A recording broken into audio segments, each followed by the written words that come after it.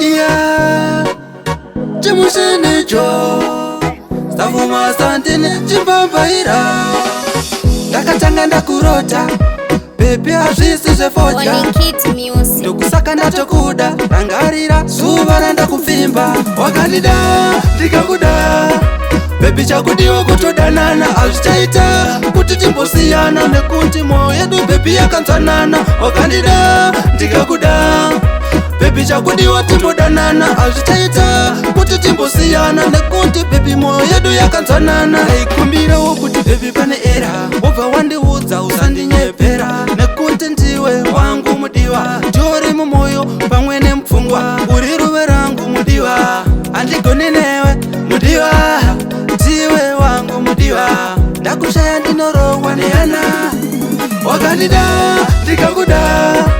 Baby chakudiwa kutodanana hazvichaita kuti timbosiyana nekuti mwoyo yedu baby yakanzwanana wakandida ndikakuda Baby chakudiwa timbodanana hazvichaita kuti timbosiyana nekuti baby mwoyo yedu yakanzwanana aitamboedza kuchengetedza life mwari vekudenga vachatipawo light hatifambire kuleft tofambira kuright baby ndiwe my wife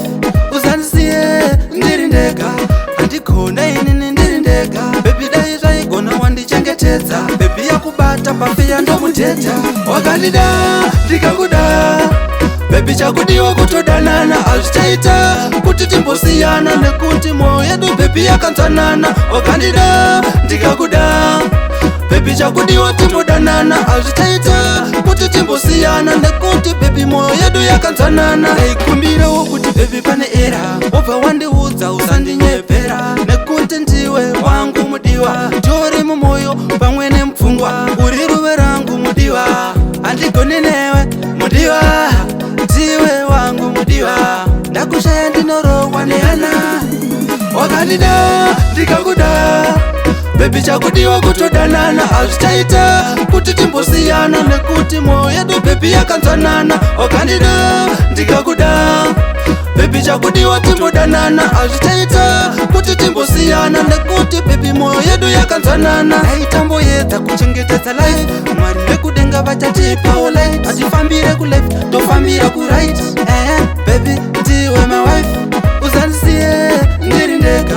handigona inini ndiri ndega baby dai zvaigona wandichengetedza baby yakubata pafeya ndomuteta wakandida ndikakuda Baby chakudiwa kutodanana hazvichaita kuti timbosiyana nekuti mwoyo yedu baby yakanzwanana wakandida ndikakuda Baby chakudiwa timbodanana hazvichaita kuti timbosiyana nekuti baby Onikit Music.